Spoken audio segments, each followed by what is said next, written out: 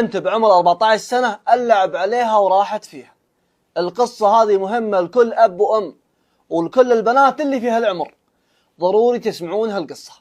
تعالوا معي. أهلا وسهلا، وقبل كل شيء نصلي ونسلم على نبينا وشفيعنا وحبيبنا محمد صلى الله عليه وسلم.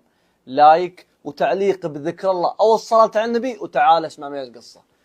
بنت بعمر 14 سنة اسمها غادة، عايشة مبسوطة وسط عائلة يحبونها أهلها ويقدرونها، ولها أب وأم ما يرفضون لها طلب، هي وباقي إخوانها وأخواتها.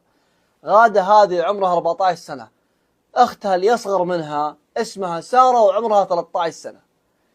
مبسوطين وعايشين، أكبر همومهم مدرستهم واحتياجات مدرستهم وطلعاتهم مع أهلهم وروحاتهم وجياتهم، بس ما عندهم غير هالشيء، ويساعدون أمهم في هالبيت. الأم والأب منتبهين لعيالهم وبناتهم، لكن فيه تفاصيل صغيرة هم من باب الثقة وجزاهم الله خير على هالشيء ما يدققون فيها.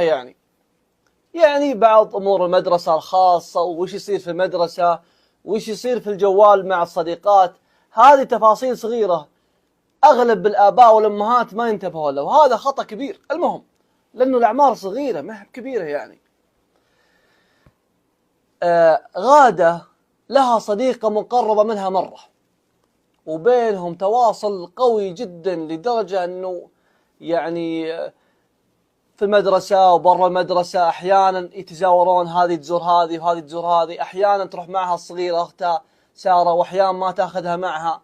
المهم ما لكم الطويلة، صديقتهم هذه اسمها منى، صديقة من غادة، وبنفس العمر وبنفس الصف في المتوسط، وعمرها 14 سنة. يوم من الأيام ومنى تسولف مع صديقتها غادة، قالت في سالفة لازم أقول لك إياها. وش هي؟ قالت لما تكون في مدرسة ما أقدر أقول لك إياها بالجوال، أخاف إن أحد عندي يسمع.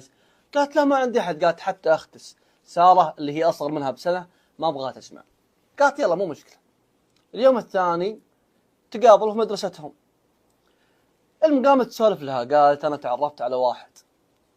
غادة استغربت، لها شيء جديد على حياتهم وأشياء، لأنه عايشة اهتماماتها وعايشة عمرها وما لها في هالسوالف. قلت باستغربت. قال أنت ما تعرفين هذا مشهور. قلت من هو؟ وتوريه صورها وتوريه الحساب. بعدين طبعا عقب ما أعطتها السالفة المدرسة، بعدين صارت توريها، ترسل لها التفاصيل وصور الحساب حق المشهور وشكله وكذا، وأن أرسل لي هدية. والمهم قامت تتكلم، كل مرة تتكلم مين؟ تتكلم منى الغادة، وقاعدة تقول أشياء يسويها المشهور هذا المنى، والبنت هذه تاخذ